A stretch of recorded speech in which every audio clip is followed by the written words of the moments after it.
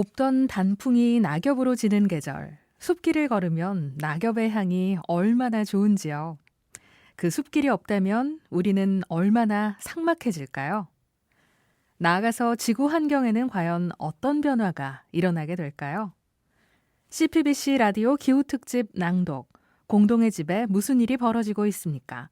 매달 기후위기 관련 좋은 책 한 권을 선택해 낭독해드리고 있는데요. 오늘부터 식물지리학자 공우석 교수님의 숲이 사라질 때를 낭독하겠습니다.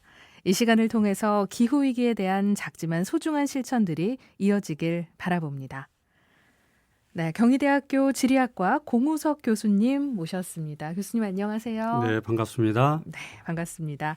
저희 CPBC 라디오 기후특집 낭독 공동의 집에 무슨 일이 벌어지고 있습니까? 오늘부터 한 주 동안 낭독해 주실 이 숲이 사라질 때 이 책이요.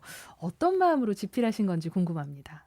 2019년도 말부터 코로나19 때문에 전 세계가 혼돈 속에 빠져들었는데요. 네.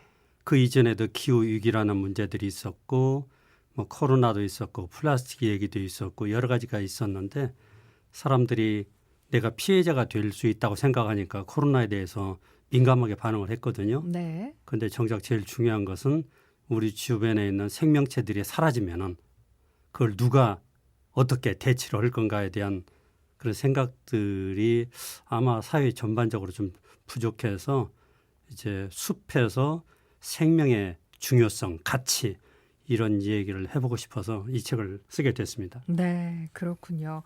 이 교수님께서는 지리학자시면서 또 일찍이 기후위기와 멸종 생물들에 대해서 경고하셨습니다. 그리고 생활 속에서 환경 문제를 해결하는 방법들을 알리는 활동도 더불어 하고 계신데요. 최근에 하고 계신 활동도 좀 궁금합니다. 네, 제가 이제 학생들을 가르치면서 연구를 하는 사람이기 때문에 제일 제가 어려운 점 중에 하나는 제가 강의 시간에 이야기했던 것만큼 모범적인 삶을 살고 있는가 하는 것들이 항상 제게 이제 네. 화두죠.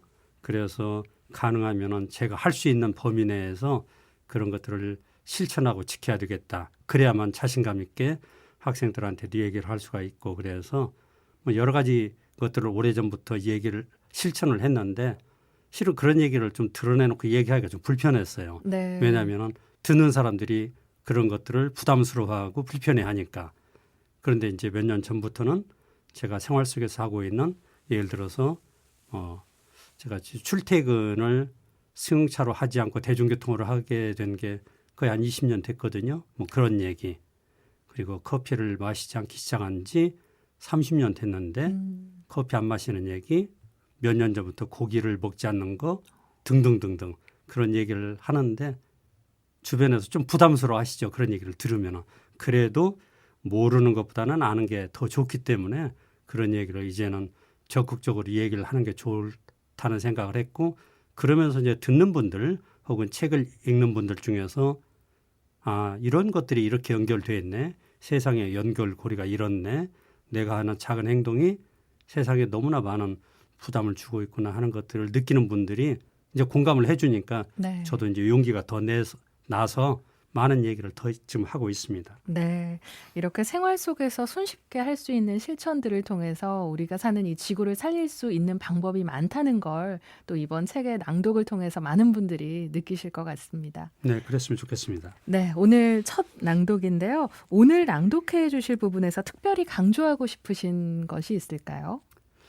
글쎄요, 우리가 이제 보통 집안에 있는 반려동물이라든지 반려식물들에 대한 관심들이 참 많거든요. 사랑을 많이 쏟기도 하고. 네. 그런데 우리가 문 밖에 있는 나무, 풀 그리고 야생동물에 대해서는 얼마만큼 우리가 관심을 가지고 있는가 하는 것을 생각을 해보니까 실은 문 안에 있는 것보다 문 밖에 있는 것들에 대해서 관심도 적고 소홀하고 경우에 따라서는 이제 그들에게 많은 피해를 주면서도 그게 얼마나 이제 큰 부담이 미래에 될 수 있는지에 대해서 관심들이 없어서 우리 주변에 볼 수 있는 숲이 우리에게 어떤 의미인가 하는 것들을 여기에서 좀 다뤄봤습니다.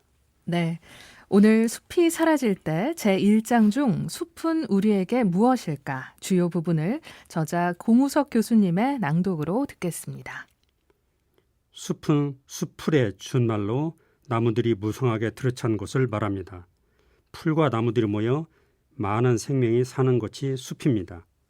우리나라처럼 산악국가에서는 산에 자라는 숲을 산림이라 부릅니다.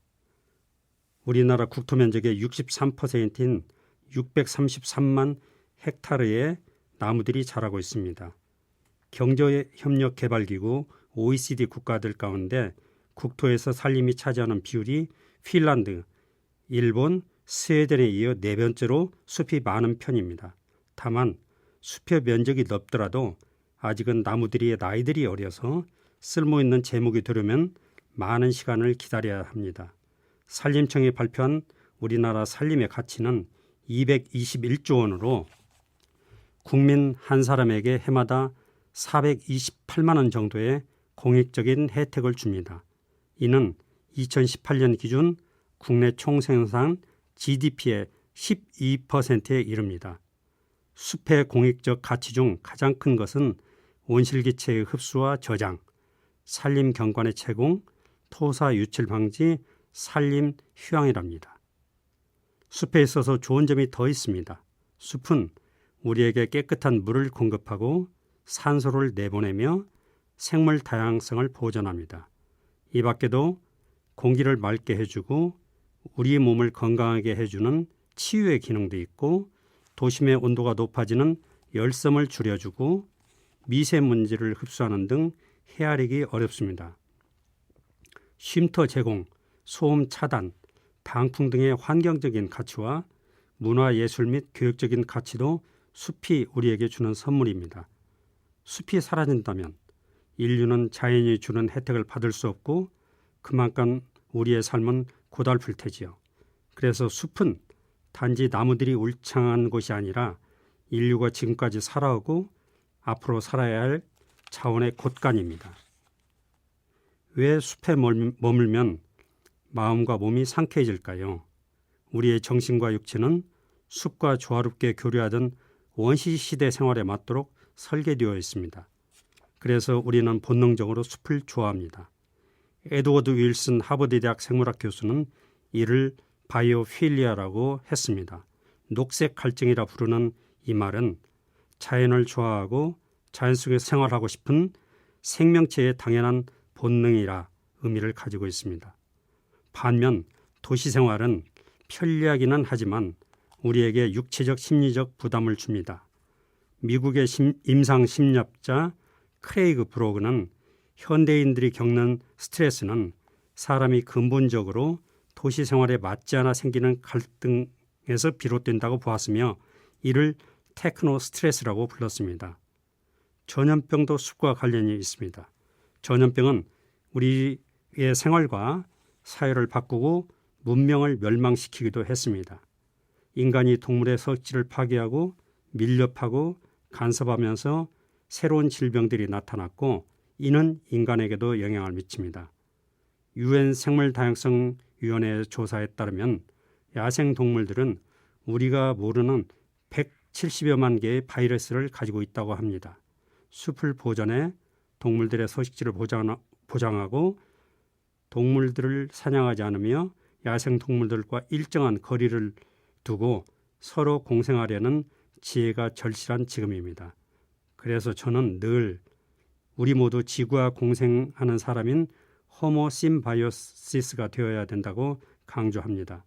숲은 자연이 우리에게 행복을 전하는 선물입니다.